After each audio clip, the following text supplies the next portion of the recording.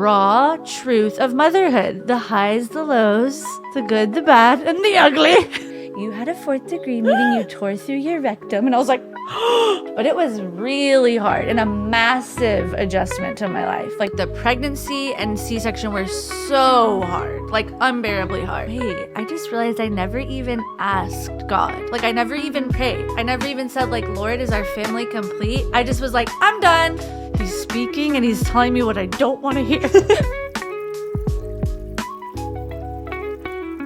Olivia Carswell, welcome to the Freedom Podcast. Oh, thanks. I'm so excited to have you here to talk about motherhood. Oh yeah, it'll be unfiltered for sure. Yes. Quick story time.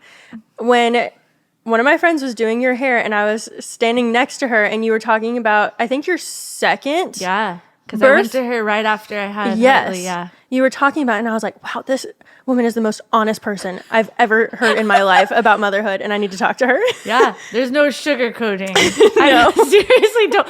And people are either like scared or they appreciate it. And I appreciate it. Kind of goes.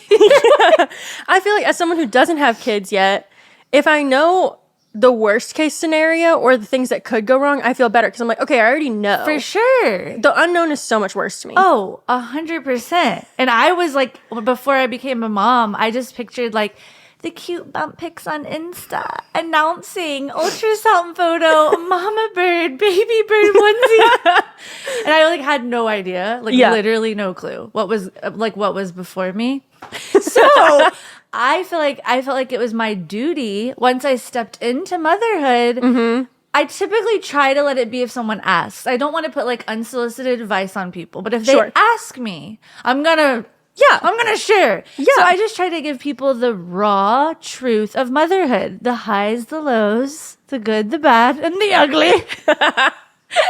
But I just don't sugarcoat it because no one really told me. I really, truly am telling you, no one gave me real talk about it. Like I genuinely was just envisioning like rocking my baby. Like, I don't know what I envisioned.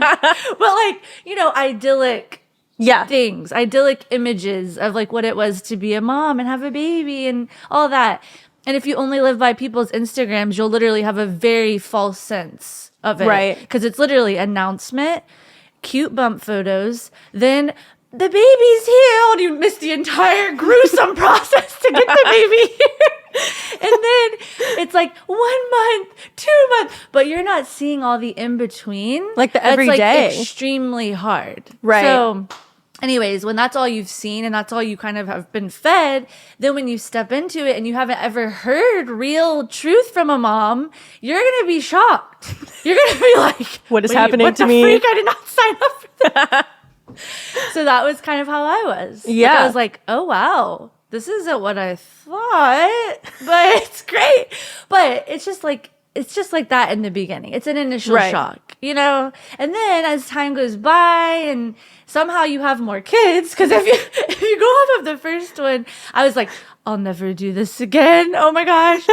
But then now I have 3 kids. Right. So clearly it's always worth it. Always. Yeah. But it doesn't mean it's going to be an easy road. And, I just think it's good for people to know what types of things you could happen. Right. Or to expect. So you're not living in like a little bubble. I'm all about positivity. I'm all about living like a life is great vibes.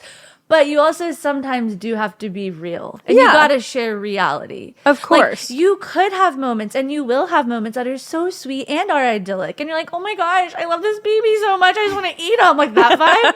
But then you'll go through vibes where you're like crying in a corner, like, my life is over. So I'm just telling you, like, it goes both ways. Yeah. And you need to know that. So that way, when you do feel the moments when you're crying in a corner and you feel like your life is over, that you're not alone. And other mothers have felt that way and maybe just never shared it. Yeah. Like they maybe only are sharing like sweet stuff and they're not sharing the hard stuff. So, I mean, there's my intro on motherhood. So take me through, so you have 3 kids. Yes. Take me through first pregnancy and birth. Okay, yeah. So my husband and I have been married for 5 years, and we were like, well, because we got married young, we knew we wanted time to travel, do stuff. So 5 years, we were like, okay, let's like start trying. Okay, well then it took like almost 2 years, which was a shock because you kind of think like we're going to start trying and then we're going to get pregnant. It's just like what your brain thinks, but clearly that's not the case for a lot of people. So I just never envisioned that being me. But, you know, month after month after month goes by. So it's like getting close to a 2-year mark. And I am like, you know, you're like obviously sad. And you're like, why am I not? All these things. And you're like, Lord, why? You know? But then I just had to like come to a place where I was like, it's going to happen in his timing. So when it's supposed to happen, it will. But that still didn't mean it was a hard waiting period, you know? Sure. But anyways, so finally, like, I did get pregnant. It was the biggest shock. I didn't even believe it. Like, I was like, what? No. Like, I could not believe it. I did take like 1 million pregnancy tests. I was like, oh my gosh. Okay. So anyways, got pregnant finally. And then, wow, this is going to happen in my brain, guys. Oh, no. Mom brain activating. You'll be mid-story and your brain just goes. Okay. Wow. Come back. Okay. So, okay. Found out I was pregnant. This is terrible. Okay. Found out I was pregnant. Okay. Yes. Okay. So pregnancy was like really fun in the beginning. You know, I did get sick. Like the first trimester, I was sick. I was definitely not someone who was like, I feel amazing. Oh my gosh. Like I was literally like, this is awful. Like I was barfing every day, had food aversions. I just felt so sick, like so sick. Second trimester turned it on some. I was like in my stride a little bit, but I was also touring at the time. So I'm like sleeping in a bunk and like doing that. And I was kind of getting a little uncomfortable. You toured with Winter Jam while you were in your second trimester? Shared a bunk too. That's wild. I know. And I won't even actually, well, when you're pregnant, I'm like, oh, shit, okay. When you're pregnant, your bowels. Oh, God. Do it. Happens. When you're pregnant, your bowels can't be controlled sometimes. And when you're on, if you've ever been on a tour bus, most of them don't have the ability for that, okay? Like some do, and you'll know ahead of time. And it's disgusting, but it's called a grinder. And they're like, this bus has a grinder. You're good to go. Wait, what does that mean? Like you can freaking in there and it'll grind up and be fine. Oh my gosh. Or you'll be like, this doesn't have a grinder, so there's no using the bathroom on it, okay? Oh. So the bus we were on, I'm like, and this is when I'm actually close to my third trimester. Like I was like far in.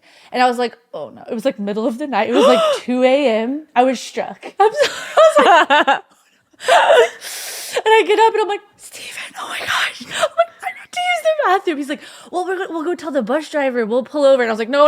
I'm about to go now. This is so disgusting. On tour, they would have bus food, guys. Oh my God.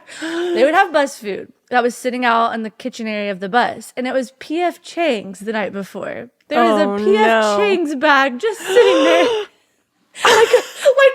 like a brown paper P.F. Chang's bag. And he goes, no. And I was like, yeah. He saw immediately what you were thinking. Went in the bathroom, took care of business in there, and then in the P.F. Chang's bag? Yeah, and I just kind of folded it up and threw it down the trash chute. It's fine.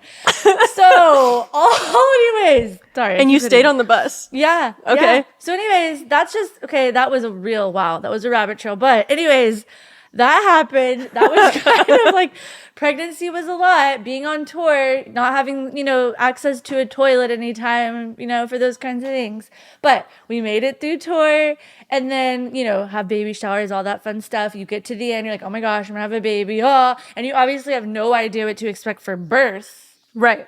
Like, don't even get me started about birth because no one told me about birth. Like, I literally had one friend say, oh my gosh, it's so magical. And that was all she said was it's magical. So in my brain, I don't know. I'm thinking like, I'll just get the epidural. I wasn't all about natural. It's fine if you are. That's amazing. But also I just wasn't. So I was like, Give me the epidural. So I got the epidural. That went in pretty good. It was weird for sure. Like your body just goes, no. Well, I just stayed calm and you have to like arch forward. And then if you get a good anesthesiologist, you're good. If you don't, but like they just got it really quick and then you just lay flat and it's bizarre. It's a bizarre feeling. Like your whole body from here down is just numb. And you're like you're trying to touch your leg and you're like, where's my leg? It's gone. And then I got like chills, like chattering. Like I was like, that's also normal. Huh. Yeah. Anyways, epidural, great. And then we're getting close to when they're like, okay, you're going to push, whatever. I'm not going to go into full birth story. I mean, we're not asking for a birth story. Wow. But basically, I pushed for over 2 hours. That was like, is that a long time? Yes. It was like 2.5 hours. And I remember thinking while I'm pushing, like, if I don't push this baby out, like stat, I'm gonna have to go for like an emergency C-section because I have been like pushing. But I also, God gives you like superpowers in birth. I'm not kidding. Like immense peace and strength where you're just like, I will get this baby out, and you're not like scared. At least I wasn't. I was just like focused, like we're getting the baby out. So pushed. And I remember the doctor being like, we're going to have to do a little episiotomy. And I was like, oh no, do you know what that is? They take a little knife and they go and cut. So anyways, they tried not to do that, but it was like they had to. Right. Did a little cut, and then after one more push, blew out. Literally blew out. Like, anyways, so she comes out, whatever, screaming, but I have gone through a war to get her out. From pushing that long as hard as possible, you're like so worn out. Yeah. Also lost like tons of blood. Like I was close to hemorrhaging, like very large amounts of blood. Okay. And then like I just remember her coming up to me, and they stitched me for 45 minutes. And I remember laying there going, that's a long time. Oh. Yeah, like it was a long time. I knew it was just jacked up, okay? Yeah. But I remember so vividly the doctor coming up and whispering to me and being like, okay, sweetie, there's a 1st, 2nd, 3rd, and 4th degree tear. You had a 4th degree, meaning you tore through your rectum. And I was like, I was like, okay. And she was like, my advice to you, don't look down there. I was like, she was like, you won't know what it's supposed to look like. I do. And I was like, okay. And this is like out of body experience because you just pushed out a baby. You're still numb. Yeah. You see your baby, you're like, oh my gosh. It's the weirdest feeling ever, by the way. Like you're like, I'm holding it's very bizarre. Like you're so relieved and you're so like happy, but it's also weird. Okay. Okay. Weird. Like you're like, what? And then also I feel like whatever. So I'm laying there. She did have to go to the NICU, not for long, but they had to like suck out her lungs. And they were like, okay, we're going to stand up. This is probably 45 minutes after birth. They want you to stand up. So they like stood me up and like tried to walk me to the bathroom. And then I passed out. And I just remember them being like, Olivia, with like smelling salts. And I was like, oh. So anyways, it was a lot. Everyone's births are different, truly. Just like every pregnancy is different. Some are like easier. So there's always going to be somewhere you're going to have something be hard. Whether it's the pregnancy, the birth, the baby, it'll be hard somewhere. Okay. It's not going to all be hunky dory. If you do have an amazing pregnancy, great, but it's going to come somewhere. Like somewhere it's going to come. So anyways, I think that was so much on my body, especially losing all that blood. Yeah. So then when you're in the hospital, you're like in a whole different world. You're trying to breastfeed. You're like, what is my life? I'm getting no sleep. And you're just like out of it. And then they're just like, okay, go home. And you're like, okay. How? I know, you're like, okay. I'm the weakest I've ever been. I'm on death's door. And now let me go feed a baby and not know what I'm doing. So we go home, and she ended up being a very hard baby because when they had to take her to the NICU, she swallowed like a ton of gunk when she came out, and they had to like suck out her lungs, and she had irritation from the jump. So every time she would try to eat, it was like acid basically in her throat. So babies, all they do is eat and sleep, and that's it. Like they just sleep, eat, poop, repeat. Right. So she screamed like excessively all the time. And so that did like a serious mental fry. Like I was like, oh my gosh, that's what I mean by crying in the corner. What is my life? Because you go from thinking like, I'm just going to snuggle this little baby and be like, oh, and then she was like a very unsettled baby, and it was hard to settle her. Yeah. So that was a lot. That was a lot. In a nutshell, my intro into motherhood was a lot. Yeah. It really was. It was a lot. Like I went from being like, you know, traveling with my husband, really like living life, like having fun, seeing the world, and excited about having a baby and wanting to have a baby. And obviously the baby's a blessing, but it was really hard and a massive adjustment to my life, like massive. Did you have any moments where you regretted having a kid? I don't know if I would say regret. but I definitely felt really sad and really like, not like I didn't want her, but just like, this is not what I expected, and I wish someone would have told me. That was the thing. Yeah. Is I felt like I wasn't prepared, which no one can like fully prepare someone for that. Like, you have to walk through it yourself and experience it for yourself. Everyone's experience will be different. You might talk to a mom whose intro to motherhood wasn't that hard. Their baby didn't cry very much. Their birth wasn't a hard recovery. I mean, I had the worst recovery with a 4th degree tear. Like, I could barely move. And then my baby was screaming constantly. So I think it's those things together that just made it really, really hard. Because my sister had a baby 3 days after me, both our firsts, and her birth was very quick. Like, she didn't have any tearing, and her baby didn't cry. So her intro to motherhood was a lot different than mine. Yeah. You know? So I think it's just important for people to know what it could be, but not to scare you, but to know, like, okay, if this happens, or if your baby is screaming unrelenting, you're not alone, and there are tools. Like, I did eventually realize, like, she actually did need medicine. And like, I was like waiting for 7 weeks, going through torment. Like, how do I get this baby to stop crying? But she actually ended up having like silent reflux and needed medication. She got medicine around 8 weeks, and then like our lives were like making a big turn, you know? Right. So yeah, the intro to motherhood was a lot, and she was a very hard baby, but we like were getting into, we got into our groove. I would say like by 2 to 3 months, we started feeling way better. But the first couple of months were like, just like a lot. How did your relationship with God change as soon as you became a mom? Oh my gosh. I feel like you have to get to like rock bottom places, as we all know. Yeah. Like, you have to experience suffering to really like turn to God more than you ever have before. It takes that, sadly, sometimes, us getting to like the lowest point to then look up and be like, oh my gosh, like, God, I need you. Like, I literally can't do it. Like, I can't. Yeah. And so I would say it was like 6 months postpartum. I was just like going, but then I hit like a wall of like where I was like so anxious. I was just like flooded with so much anxiety. I mean, like, and I never dealt with anxiety before, but all of a sudden it was like rearing bad. Like, I would just be like, I think it's just like the constant crying of her, always worrying about her. How do I go anywhere? How do I do anything? All these different things was just piling up over months and months and months. And then when she was like 6 months old, it hit like a head, and I was like, oh my gosh, I can't do it. And I was like, I just remember I was eating dinner somewhere, and all of a sudden I was like, I gotta leave. Like, I was like, I couldn't even, like, it was like probably a panic attack. I never had one. It was like very like, I had to get out of there, and I was like, ugh. Probably.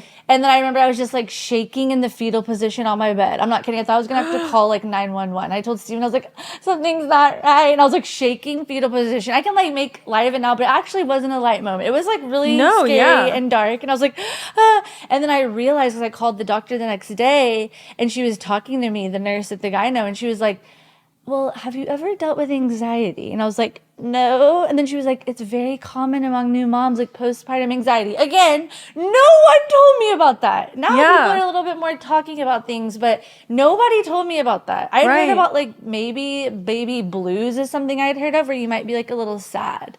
But no one told me about postpartum anxiety, okay? But that nurse, when she said it, I was like, oh my gosh. And she started kind of asking me questions, and I was like, oh yeah, I definitely have that. And then she was like, well, we can get you on medication, or if you want to sort of like try to get it under control, like, we'll let you decide. So pretty much at that point, I like really turned to God, and I was like, Lord, you don't want me to be anxious. Like, what do I do? And what truly like saved like that part of me was, a friend told me about Priscilla Shire spoke a message at Passion on the armor of God, which she has a Bible study on the armor of God, which is amazing. Okay. But I first watched her sermon at Passion. This was in like January 2018, because Ivy was born in 2017. So Passion 2018, she spoke about the armor of God. So I watched that, and it like was for me. Like, when I watched it, I was just like, oh my gosh. And it's because for those 6 months, I wasn't suiting up. Like, I wasn't putting armor on after I had Ivy. I was sleep deprived. I wasn't feeding myself truth. I wasn't spending time in the Word. I was exhausted. I was just kind of like floating around.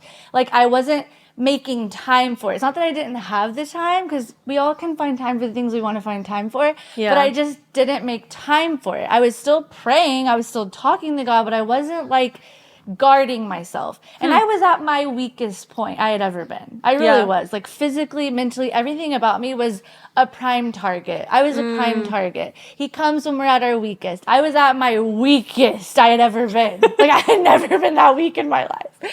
So when I watched that, I was like, oh my gosh, I have not been putting on any armor. Yeah. And like her imagery of just like, you're there in a battlefield and you're in the fetal position, just getting attack after attack after attack with no armor. Like there's nothing shielding you from the fiery darts. And I was like, I've been getting darted for months. Like I was like, oh my gosh. And so anyways, I watched that and it was like crazy. It literally was such a shift in my mind and heart where I was like, wow, Lord, like I literally have to suit up and you give us the tools, but we have to do it. We have to like use the tools that he's given us.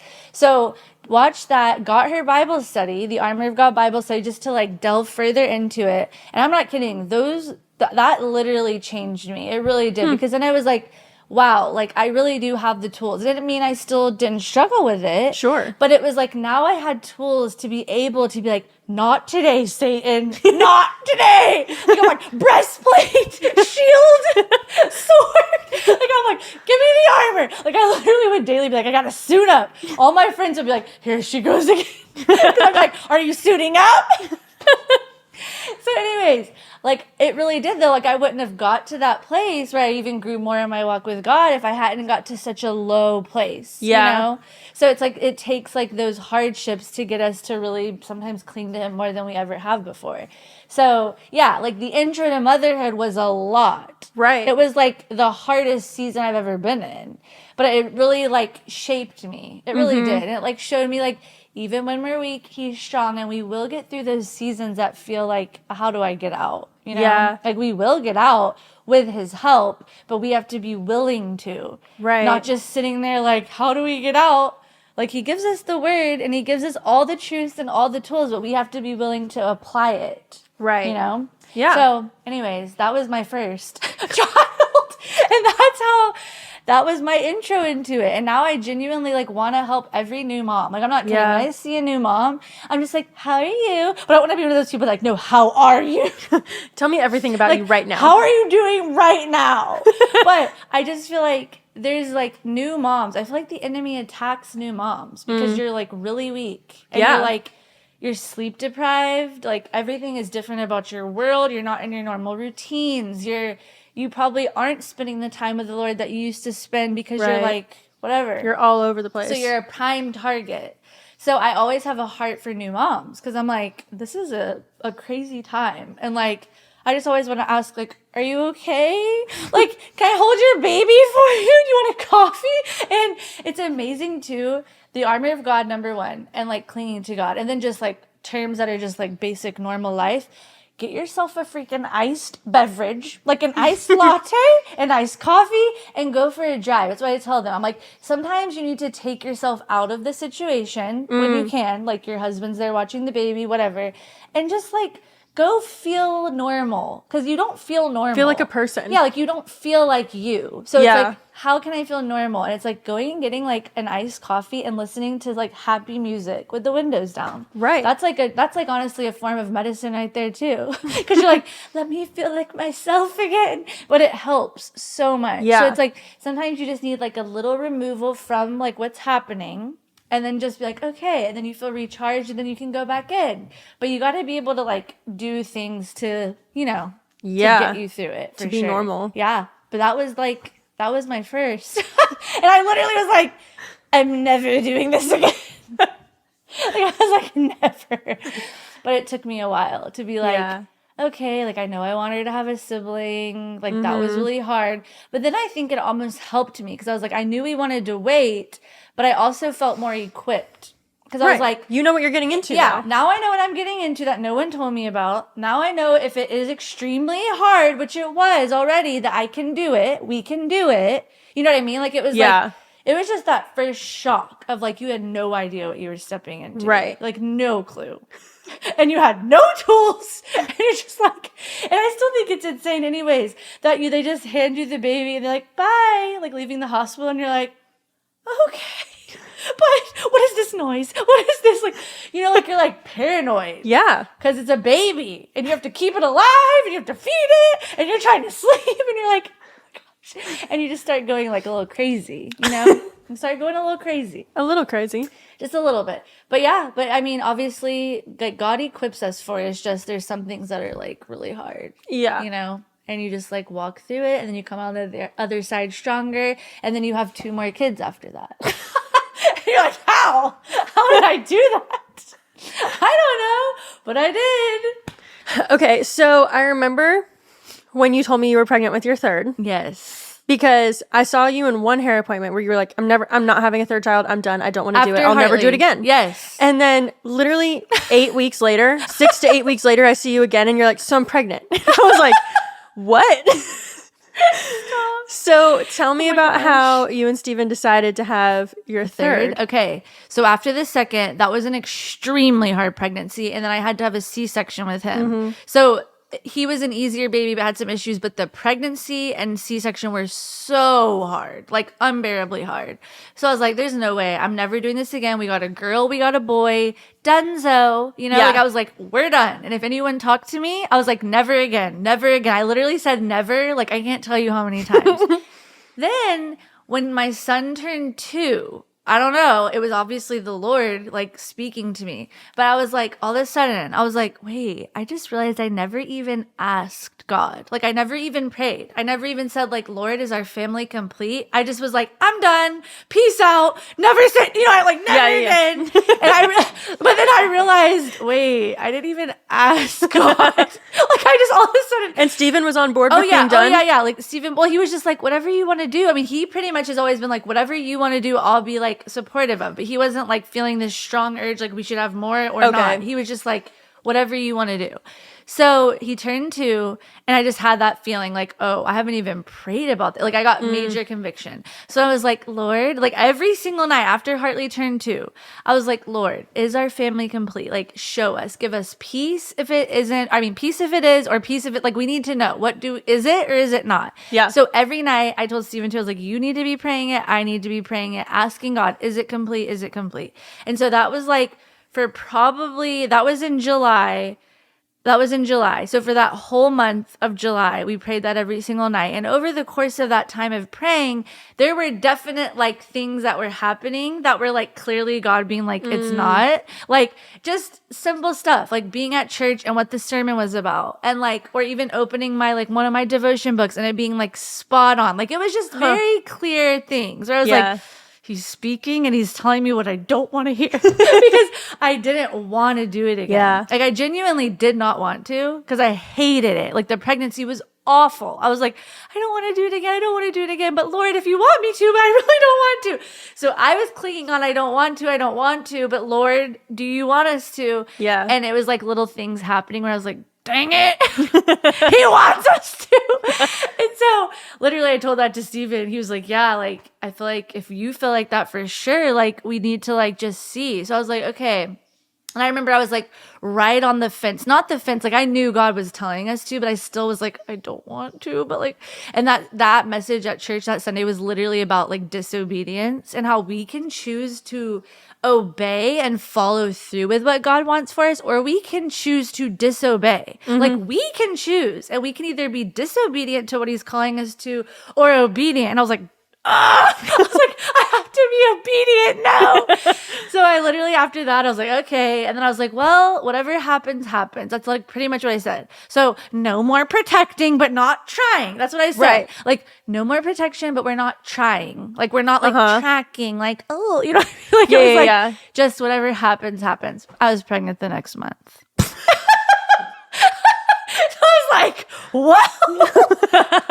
If that wasn't the clearest sign ever. Oh my gosh. I was like, and that was like especially the quickest, like 2 years the first time? 2 years. Hartley was like a few months, which was still like, that was quick. That's but so this quick. was like boom. And I was like in such denial. I'm not kidding. I literally was like, you know, it was like the next month and it was like time for the period. And I was like, oh, just like a day late. Oh, just a couple. And I kept going like, it was 10 days past. And I was like, You're like, it's probably fine still. I was like, it's fine. Any minute now, any minute. And then it was like 3 weeks. And my sister was like, you should probably take a test. I was like, there's no way. There's no way. And then obviously I was. But like, it's just crazy. That situation. And now having her, she's already 9 months old. Crazy. I know. But having her, I'm like, now it's crazy. It's such a picture of like, we have to be obedient what God calls us to, or we will miss out on something so amazing. Because like, we literally could have been like, no. We could have said no, and we could have continued to protect and continued to be like, no, no, no, no, no. But because we just like, we're like, okay, God, whatever you want for us, and we just let it happen. Now we have like a precious, joyful, like she's like the happiest, most joyful baby ever. And I'm like obsessed with her and I want to eat her. Not really, but I just can't take it. Like I'm like, ah! Like she's so sweet and brings so much joy. And then you're like, wow, I can't imagine like just stopping and being like, wow. So anyways, it was just like a really good like picture and lesson for me to be like, always invite him into everything. Like anything that you're trying to like get an answer on or you're not sure about or you haven't asked him about, just ask him about everything, you know, and like be like willing and be like open. You don't know what he's going to say, but it's more of a posture of being like, whatever you want for my life, not what I want. Because I was definitely saying, heck no. I was like, nope, see you later. So anyways, that was a good lesson for me in that to go forward in life and everything. Like, what do you want for, like, what do you want for me? Not just like me going about making all these decisions and not including you, you know? Right. So anyways, that was crazy. And so, yeah, she's here and she's 9 months and she's adorable. And she's so cute. Everywhere we go, people are like, oh my gosh, she's beautiful. She's perfect. I'm like, I know. And I'm her mom, so I have to say it. But she's so sweet. So then what routines have you guys implemented as the baby gets older, like after month 1? What routines were super helpful for you? Probably just knowing my limits, but also knowing I need to get out or do something that's not just me sitting in my house all day, every day. So it would be like once I felt like my, you know, physically better, like physically healed from either type of birth. Like once I felt like my body was feeling better, which normally is about 6 weeks. So it's at about the 6 week mark that I would be like, okay, like I want to see if I can try to go to a coffee shop with her. Yeah. Or like, go to lunch, but just having one outing didn't mean you had to do it every single day, but it made it better to know like, okay, today I am going to go to a coffee shop, even if it's only for 30 minutes. Right. But it's going and doing something that makes you feel like you, and it's somewhere you like to go, and it could be a bust, like the baby could be screaming, or have a blowout and you're sweating profusely and you're like, oh gosh, get me back home. But it's still the fact that you like did it and showing yourself like, okay, I can do it. And then like slowly but surely, then the outings are easier and then it's like fun. And then you're like, oh, okay. But it's like having little stuff like that where you're just like, okay, I'm going to go to this coffee shop today. Or if you have mom friends, which is a huge blessing, like let's have like a mom hang where we like go to one of, you know, like either come to my house or I'll go to your house. And it's like the mom hang vibes because I do thankfully have really good mom friends, one being my sister and others, but that's a huge deal. Community and having people that are in the same season as you is like game changer. It really is. When did you find time to spend time with God in those early months? I had to find, so after, I feel like before you have kids, you have, you know, you still have like busy schedules, but you can pretty much be like, this is when I'm going to spend, you know, like I feel like I had a routine where it was the morning for me, at least before kids. I liked morning Bible, like mornings, spending time with the Lord. After kids, I was out the door. Like I was like, no, like that's not going to work. And if I'm trying to do that time, then it's going to make me like, I can't do it like for the season I'm in. So then I just switched it and then I did it every night after they were all in bed, which people would be like, but weren't you like worn out? Yes. But it also became like my, like it was like a moment where I knew I could be like refreshed at the end of the night. You know what I mean? Like, like it would get like everybody, like we all had dinner. Whoever needed a bath has a bath. They're all down. You know what I mean? Every single night, it's the same thing. I get, like, we all split up who's going to bed, who's putting who to bed, whatever. Then I shower. I get in my bed with my heating pad because I'm a grandmother. I put on my heating pad. And then that's my moment. And that's when I spend time with God, like actual, like, you know, like all day, obviously. I'll like, we'll talk to him or like listen to worship. But that's like the time where it's like, just where I can be like, after the whole day. And I actually kind of like it being at the end of the day because days are chaotic and like really busy and can feel like a lot, especially like with 3 kids. It can be really overstimulating on a regular basis. So there's something like so calming and nice about it just being at the end of the day when it's like quiet and everyone's asleep and you're just like, and you just like take your deep breath.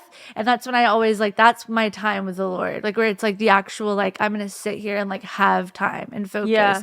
Cause I feel like you go through phases where you might be like, oh, let me just like look at my phone and scroll for like unending time, like which I still do that some too, obviously. But I just found it to be really nice to be like, when I'm at the end of the day, I put my phone face down away on vibrate or away from me. Like I don't even like look at it. And I just like, then it's like everything else is tuned out. And that's when I can have like my quiet time. Yeah. So you just kind of have to shift.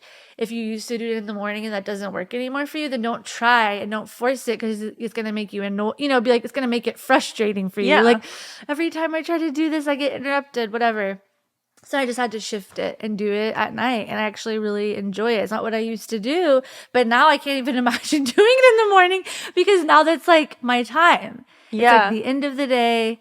And that's when I'm like, okay, God. And it's just like a fun time to like talk to him too and like go over the day and just be like, thank you for this. Or, wow, that was a lot. But like, you know what I mean? Like, that was a lot. But anyways, that's what I did. I just had to shift. Like, okay, you just have to find the time and not put pressure on yourself either. Like, what if I didn't get to do it? Like, you just kind of will find your pocket. And also, it doesn't have to be the same time every day. Just in this season, now it's working for me to do it at the same time. But you might go through a season where it isn't the same time. But it's like, don't make yourself feel like pressure. Just like do it when you can. And like, even if it's just like a short little bit, it's just the fact that you're like, that you're doing it, honestly. Is there anything else in like early motherhood when they're like babies that you wish you had known or you would encourage young moms? I just think it's so important to not be alone. Like people get really isolated as new moms. Yeah. They just get like shut in. They're shut in at their house. They're just there with the baby by themselves day after day after day. Yeah. They're isolated. And being isolated is like one of the worst things, especially when you're in that new season. That's a lot. So I feel like even if you don't have mom friends, like you got to make a priority going and being around people or reaching out to your friends and be like, come hang out with me for an hour if you don't want to go out because it feels overwhelming. Or go meet someone once you're to that place. But like you have to make it a priority because being alone and being by yourself day after day after day, that's truly when the enemy likes to come in and start feeding like lies to you and like all these things and you just get overwhelmed. And so I feel like you cannot isolate. And it's like set up to isolate because you're just like, I don't want to go anywhere because then I get stressed out because then the baby's going to cry. Or like, what if this happens? And so it's like this cycle where you're like, but if I do that, then I'm going to be this. But then it's like, but if I stay home all day, every day, and all I'm doing is tending to a baby all day. Yes, there's moments of that are very sweet and amazing, but you need like community. Yeah. You need community, period. You really do. Yeah. So it's like, that's the biggest piece of advice is do not isolate. And I hope that you have close friends, but if not, there are like ways you can get connected in like mom groups. Like there's mom groups out there of people who are new moms that you could like meet up and meet other moms and that leads to friendships. But it's like you cannot isolate yourself. You really can't. But community is really important. And then making sure you're like talking about any feelings you're having with a friend or with someone else. Because like, it's normal. Because you could go crazy if you don't. Oh, for sure. Like if you're having like really anxious thoughts or even feeling depressed or anything like that, it's so important to share it. Yeah. Like talk about it. And it helps even for you to talk about it because then it helps kind of like lift the heaviness that you're feeling from it. Yeah. And then you'll realize a lot of people have dealt with the same thing. Like you're not alone. You're definitely not alone. And a lot of new moms have felt it. And like there is freedom, but you have to be willing to like talk and get out and do it. You can't just sit in your little bubble of isolation and just be like, Yeah. Yeah. That's my number one piece of advice is don't isolate. Even though you think it's easier. It's not better. It's not better. Don't isolate. For any moms that are listening to this, could you send me the Armor of God stuff, and I will link that in the description. Oh my gosh. Like the Bible study and the sermon. Yes. I'm sure it's on YouTube, yep, right? I'll give both. I literally send it to people regularly. I'm not kidding. Thank you for being so vulnerable and sharing your story. Of course. I know that it'll help a lot of people to know what they're getting into, because I feel like whenever I have kids, I know more because I've talked to you. Yes, that's what I want. I'm not kidding. Well, thank you so much for doing this. Thanks for having me. Yeah, of course. And I'll link everything. Okay. Perfect. Sweet.